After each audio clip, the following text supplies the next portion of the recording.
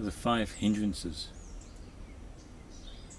sensual desire, aversion, that lazy drowsiness, sloth, restless agitation, and doubt. So how to overcome those things, how to... Well, I think the first point to make is to clear up what those hindrances are not. Because I think the contemporary sort of Buddhist meditators' take on the hindrances, it's actually quite mistaken. Most people would have a notion that, hindrances are these things that sort of arise occasionally in me, and when my mind is fully kind of focused on the last or aversion, that's the hindrance of last or aversion. It's not, that's the result of the hindrance of last aversion and so on. Hindrances in themselves are pretty much on the level of your currently enduring existence as a whole. So as a basis for your world, it's a hindrance. So only in jhāna, mind is free from hindrances. Only when the samadhi has been developed to the extent of jhāna, mind has overcome hindrances. Everything else, even your day-to-day life, even if you're not necessarily gripped by lust, aversion or doubt, you are within the domain of the hindrances. So they're on the level pretty much of your existential situation. And by that I mean, at any given time, you are either lustful or liable to lust. You're either irritable or liable to irritation. You're either lazy, distracted, or liable to those things to manifest. Same goes with the agitation and worry, or liable to agitation and worry, and doubtful or liable to doubt. So in other words, it's not that there's like these 5 hindrances, 1, 2, 3, 4, 5. Fundamentally, you're within the domain of the 5 as one thing. In the same sense, you have the 5 aggregates, and then on account of the 5 aggregates, you get to discern, single out one of them at a time, if that's what you discern and focus your attention on. Well, the hindrances is the same principle. It's the 5 hindrances is your basis. The basis of an unenlightened, undeveloped mind is the domain of the 5 hindrances, and then they are exemplified and manifested through one of them at a time, or the liability of one of them through the time. That's why surmounting the hindrances equals surmounting the world in the first jhāna. So it's surmounting the entire existential situation whereby now you are withdrawn, now you're safe, not just from lust, but from liability to the future lust. That has also been abandoned. And same goes for hate and all the other hindrances. So the reason why this is important is because for as long as people think hindrances are these things that come and go, all you need to really do to deal with them is just manage the state while it's there. But if you actually start understanding that hindrances are on the level of my situation already as it is, even if I don't discern any specific hindrance, that's already within the hindrance, that will now force you to broaden the context more and more and more and more until you reach that supreme shore of safety from hindrances that's in the first jhāna. Not because these things don't arise. Like the Buddha doesn't say abandoning the 5 hindrances, surmounting the joys and griefs in regard to the world. He doesn't say joys and griefs doesn't arise in regard to the world. No, it means you surmount it. It means it's there. The domain of joys and griefs and 5 hindrances is there, but you have surmounted it. Not like, I have no issues, no hindrances arising for me, thus I'm entering the jhāna. No, that's well within the domain of the hindrances. So the 5 is really the one gateway, as we always speak, through which these 5 different examples of it, exemplifications, would then come and become more particularized. And when the suttas talk about the temporary liberation from the hindrances, there are many different ways you can understand what temporary means, as in like, this moment I'm hindrance, this moment I'm not hindrance, thus I'm temporarily free from hindrance. Or you can also understand it as you can surmount the domain of the hindrance, of the 5 hindrances, regardless of which one, is there for you the most. But you surmount the gateway of the 5, and you have surpassed them. You are free from them. But if you become negligent, if you don't cultivate and protect that gateway, you will fall back into the domain of the hindrances. So you lost your temporary liberation, or your liberation was indeed temporary. So the gateway. Well, the gateway, the 5, yeah. So that's you have to start thinking on the level of that gate, the peripheral context. Oh, the gateway of the 5 is why I get lust here, anger there, doubt yesterday, fear tomorrow. Not because those things are the actual hindrances. They're just examples of that domain that you live in. And that's often, like you would surmount domain, one way would be to reflect. Is there, as the Buddha would say, is there a arisen lust in me? Can the non-arisen lust arise? So not just, oh, what's here right now, but what is not here right now that could be right here right now. Lust, anger. So that liability you start to include as a hindrance already. Because I might not have any sensual desire now, but am I liable? Yes, means hindrance of sensuality is there. It's a foolish thing to think that, oh, because it's not here right now, when I focus I don't see any lust, I'm free from it. Are you liable? Yes, means the hindrance is there. Liability is part of the hindrance. Oh, I don't know. Well, so is the hindrance of doubt and lack of clarity there? Oh, yeah. Yeah, so I don't know if I'm liable to lust. Am I not? But I'm liable to doubt. Yeah. I don't know. Well, if you don't know you're liable to lust, means you are. Yeah, because the only time to not be liable to lust is to be clear about liability to lust that you have abandoned. But if you're liable to one of those hindrances, well, then you're in the domain. Exactly. One hindrance means the basis of the 5 is there. That's why it's always the 5 hindrances when the Buddha speaks about it. The 5 nivaranas, not 3.5 or 2. It's always the 5. And these are the 5 ways the 5 would show itself to you, so to speak, and would harass you and overwhelm you. And that's why often, like, the Arahant's liberation, the Arahant's development of mindfulness often goes hand in hand to he's the one who destroyed the hindrance, surmounter of the hindrances, of the 5. So the level of surmounting of the hindrances is the level of surmounting of the world, which is the basis for Arahantship. So if you start thinking of them, instead of these individual things that occasionally come your way, but start seeing them as basically your world is within the 5 hindrances. Your sense restraint is within the 5 hindrances. Your Dhamma practice is within the 5 hindrances. Only time to not be within the 5 hindrances is in the first jhāna. That's why the one who has surmounted hindrances then dwells and abides in that vivek, in that seclusion from unwholesome states. And the Buddha said whether he walks, sits down, eats, whatever, goes to the toilet, everything is divine, everything is safe because he's withdrawn from it. So the first step to withdraw yourself from it is to see them for what they are. Not to think just managing occasional like irritation or doubt, a little bit of doubt, is I'm dealing with the hindrances. You need to see it on the level of the context that you're already within that. Liability to them means they're there. Otherwise you wouldn't be liable to them. You start thinking like that, then you can get to, like, well, eventually, depending on, how much effort you put in, how much clarity you develop, but you get to see that you are responsible. You're not responsible for hindrances arising, but you're responsible for them hindering you. You are the one that basically takes them up ignorantly, one way or the other. But it's not on the level of the choice, as I say often. It's not like you choose to take and now you just have to choose to not take it. It's more like sometimes you choose to do something that then results in you being unable to not take them. So if you stop thinking of them individually, but see them as one, then it doesn't matter what hindrance is there, your attitude towards any hindrance, that's where you start looking for.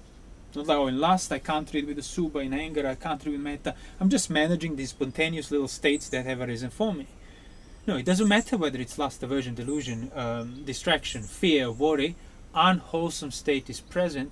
What is your mental attitude in regard to that? So in a way you could practice freedom from hindrances by practicing the discernment of liability to the unwholesome of any kind. Doesn't matter if it's 5 or more, whatever. Because that's what they all have in common, by the way. So why are you then liable to unwholesome states? Why can't you just not be pressured by unwholesome states? Well, the answer is quite simple. Because some of the unwholesome states you don't see as unwholesome, and you willingly entertain them, delight in them, welcome them, act out of them. The gateway we spoke about. You know that's the gateway, but sometimes you willingly turn a blind eye to the gateway. To the extent you're able to ignore the gateway, to that extent the hindrances will still find a way in. And what is the chief hindrance on account of which people then let all the other four in, so to speak? It's sensuality. Not seeing the danger in sensuality means not seeing the danger in the basis of 5 hindrances.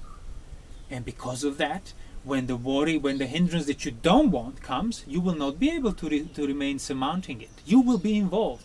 Because your practice up to that point was involvement with the hindrances by choice. Through welcoming sensuality in your thoughts, delighting it in your thoughts, and above all, not seeing the danger, the peril of it. And that's, by the way, where the crux of that recognition also is, the danger. The danger in sensuality is not that later on, things will not work out, or it will be too much to manage, thus sensuality is not really good. The danger of, even before you engage in sensuality, the danger of not seeing the danger in sensuality is the danger of implicit 4 waiting to come with the 5th sensuality. So through willingly delighting in sensuality, you are willingly accepting anxiety, worry, fear, threat, sluggishness, lack of energy, depression, everything else that comes through the hindrances your way. And if you recognize that, the danger becomes apparent. That's the immediate danger in the prospect of sensuality. We're not talking about the results of sensuality are dangerous. Before you engage with sensuality, sensuality is dangerous, which is, if a monk understands that, or a person understands that, they will not want the sensuality. And that's the simile of the burning embers in the pit. Not knowing the danger of it, you enjoy burning yourself with it. The moment you understand the danger, then your mind will be turning everywhere else except to that pit. That's the only place it doesn't want to be in. So seeing the connection between welcoming sensuality and the implicit weight of the danger that's hidden in that welcoming of all the 5 that can overwhelm your mind to the point of madness, you realize, no amount of sensuality is worth accepting the risk. So the danger becomes apparent. And that's the simile of keeping your head on the chopping block would be basically sensuality. Because it's comfortable. Props your neck in the right angle, it relaxes your muscle, it's great. It's very, very agreeable. But it implies a waiting axe to drop. It's a chopping block. And the axe and the peril that will come with it is basically the other 4 that are inseparable from the chopping block. That's why, again, people don't see a connection between the perils that they are exposed and that they can see, and the entrance for those perils through their acceptance of sensuality. Because if they do, as the Buddha said, the danger will become apparent. So the only reason they don't see that and they keep engaging with sensuality because there is no apparent danger. And that's why the first jhana, often the simile of the pleasure of the jhana, it's just always described in terms of relief from the danger.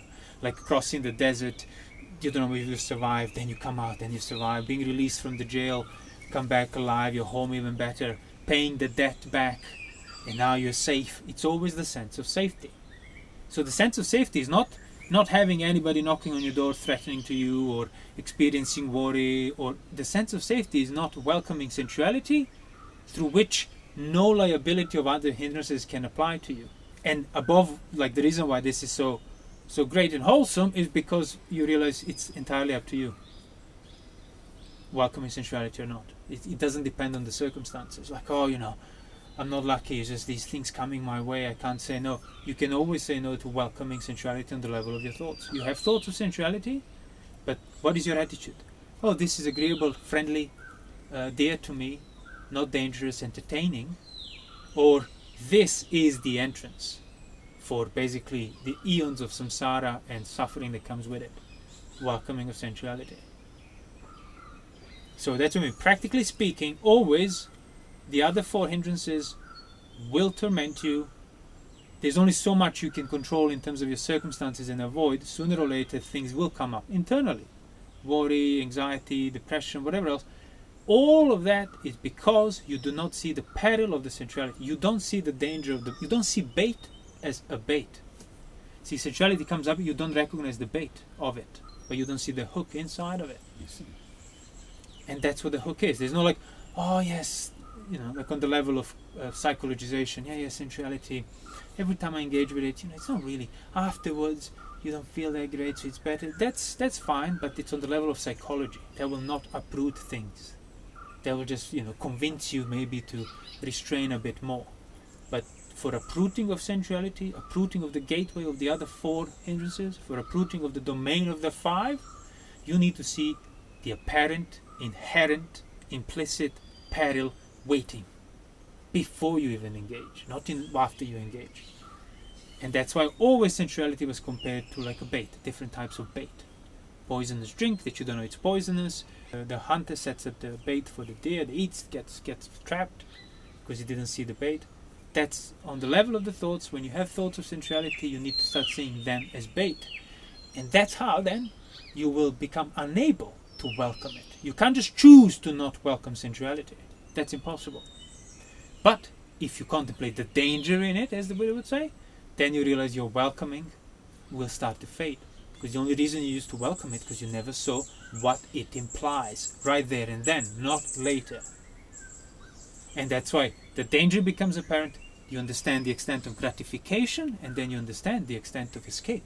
You know exactly, if I keep contemplating the danger, the gratification, which is my welcoming and delighting in the prospect of it, will fade. And that will be the thorough escape from this. So the abandoning of the hindrances is done through you basically preventing yourself from welcoming certain aspects of those hindrances, because of which you are then subjected to all of them. The effort you make in protecting them one doorway, you realize, now you're free from all of it. And that relief is your energy now. Your alertness, everything comes out of it. As opposed to, I'm so tired today, I can't even think straight because I'm overwhelmed by the fatigue. I'm overwhelmed by the worry. All of that overwhelms you, burdens you, hinders you, narrows down your context, your peripheral awareness. Doesn't matter how much you practice it. Because, why? Because you're still liable to it. Why? Because you're still not seeing the peril of sensual thoughts. And don't confuse seeing the peril of sensual thoughts with not having sensual thoughts. That's not the same thing. You're going to have sensual thoughts, or rather thoughts towards sensuality. And that's where you see the peril. But that doesn't mean you have no thoughts of sensuality arising anymore and the significance of sensual joy has disappeared. No, that stays. That's why you surmount it, not you prevent it from arising. Then if you have surmounted it for a long period of time, it will eventually even stop arising on its own, not because you stopped it. So again, this delighting in sensuality or valuing pleasure, sense pleasures. Not seeing the danger in it implies already value of the pleasant experience that this offers. So when you get anger and getting angry, if you get angry because you're irritated, it's a painful situation, and that prospect of getting angry, getting rid of the displeasure is also your delight, because you value the pleasure that comes from it. Even if people don't want to get angry, even if they say, anger is bad, I don't want to get angry, you will get angry because mentally your mind will accept the offer of anger as a hindrance, because your mind has been accepting the offer of sensuality. And same, when the doubt arises, you will be unable to remain unmoved in the face of doubt. Doesn't matter how much you would wish to be unmoved, your mind will be gripped by the doubt, because that's your mode of being. You've been taking up the hindrances. By taking up one, you're taking up the 5. But also, as you can see, in each hindrance there's this value of pleasure. Exactly. That's what I mean. Like, instead of dealing with this hindrance like this is start seeing what's in common to any hindrance. The unwholesomeness of it, the implicit value of getting rid of the discomfort. So that's another reason why you get pressured into taking it. Well, you get pressured and then you choose to accept the pressure and then you take it. But yes, the pressure of sensuality is unpleasant. That's why you take it, because not just you free yourself from that displeasure first, but on top of it you get more pleasure through the sense object. You are hungry and you want to eat the mangoes. And that's the simile of the deer herd that I often call. The deer are factually hungry. They need to eat. But the difference is whether you learn how to eat everything but the bait, or whether you see no difference and then either eat everything or try to not eat anything. And either way of those examples that the Buddha gave, those deer herd were caught by the deer hunter. So I was going to say, you don't have to worry about the 4 hindrances. Just worry about the one that is always the gateway for all the other 4, which is sensuality. Doesn't matter, I'm an angry type, I'm a slow type, I'm a sluggish type. All of that means you're a sensual type. You're the type that delights. You're the type that cultivates delight in the manner that then allows all these other hindrances to proliferate, expand, and so on.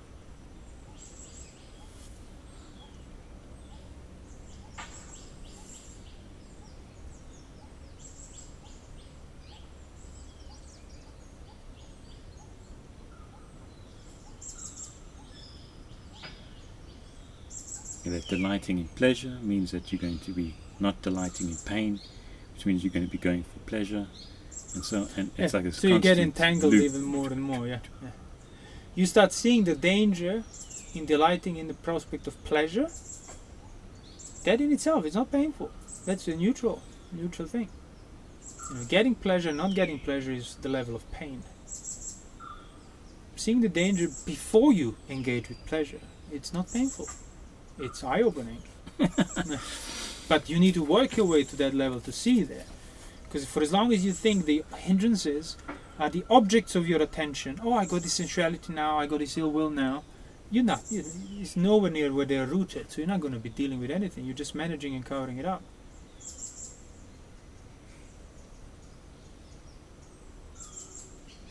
So that's what I mean, existentially you're always within the hindrances. Sense restraint prevents you from proliferating further, but your mind is still within them. So don't think you're safe because there's no sensuality arising. If you think you are safe, you ask yourself, well, can the non-arisen sensuality arise? Do I see a connection? Do I see how that will not affect me, even if it happens? I have no idea. So you have no idea how to escape the 5 hindrances. And yet here you are practicing meditation for your jhanas. Yet the jhanas are once you surmount the hindrances. You surmount the hindrances, the joys and griefs in regard to the world, anything basically that might narrow your context, then abides in that, then the pleasure of seclusion of that is what the jhana comes out of.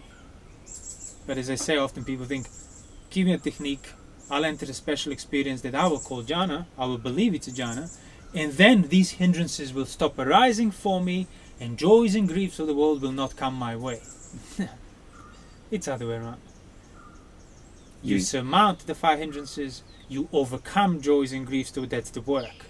And then the safety you get is the pleasure of the jhana that then you just need to maintain and protect. So you see why people would like meditation technique, meditation experience, everything else falls off, because they implicitly know that's where the work is. So if I get the jhana, my work is done for me, as opposed to I do the work, which is far more unpleasant. And for as long as you cultivate that kind of view, you will get nowhere in the practice. Doesn't matter what special experiences you have.